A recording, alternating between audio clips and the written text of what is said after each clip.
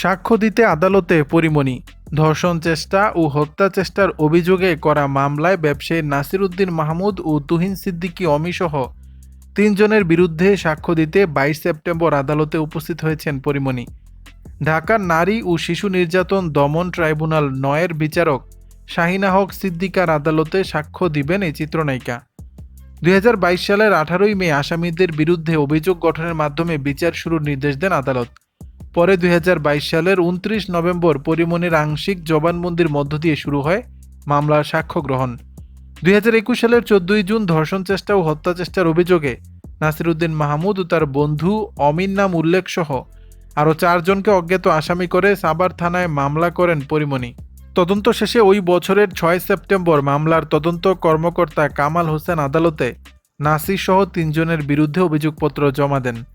একই বছরের ৬ জুলাই ঢাকার সিনিয়র জুডিশিয়াল ম্যাজিস্ট্রেট রাজীব হাসানের আদালতে বাদী হয়ে পরীমনি সহ ৩ জনের বিরুদ্ধে পাল্টা মামলা করেন বোট ক্লাবের সভাপতি ব্যবসায়ী নাসির উদ্দিন মাহমুদ।